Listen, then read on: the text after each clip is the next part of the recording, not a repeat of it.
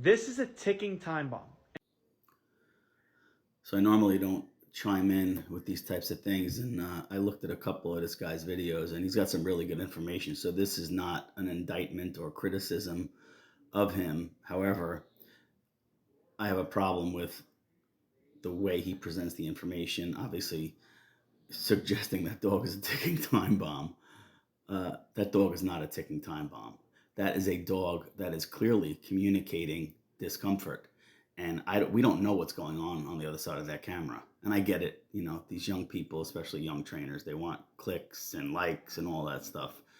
And that's great. That's all well and good. And again, this guy's offering really useful information on his channel, it seems. I only looked at a couple of videos.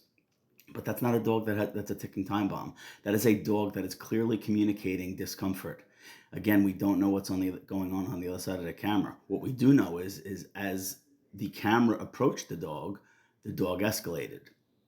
And I'm not suggesting that anyone stick their hand into a dog that's communicating discomfort like this dog, but I just have a problem labeling this dog as a ticking time bomb.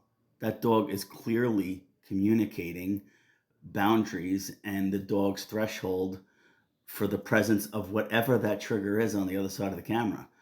Again, it's good info at face value, but we only know half the story. And especially with all the hashtags, the pit bull, the dog bite, like I don't know where this guy stands on pit bull advocacy, but we need to stop labeling. I do agree with the other stuff with resource control. I'm very big into resource control, but again, that dog's not a ticking time bomb.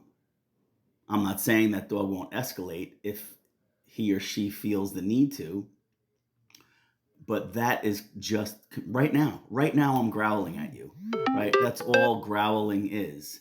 Um, growling is communication at face value. The dog is laying down, his legs are splayed out, really comfortable. That dog is in no way in a ready position to escalate.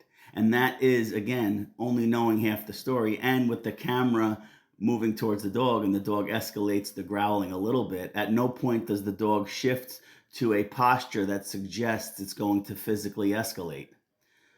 Again, I'm not saying you stick your hand in there. Obviously, there are management endeavors and structure and scheduling and things along those lines that need to occur in that household, wherever that household is. But it's not a ticking time bomb. And, again, only knowing half the story, because we only know half the story. A dog growling at whatever is on the other side of the camera, we don't know what's going on.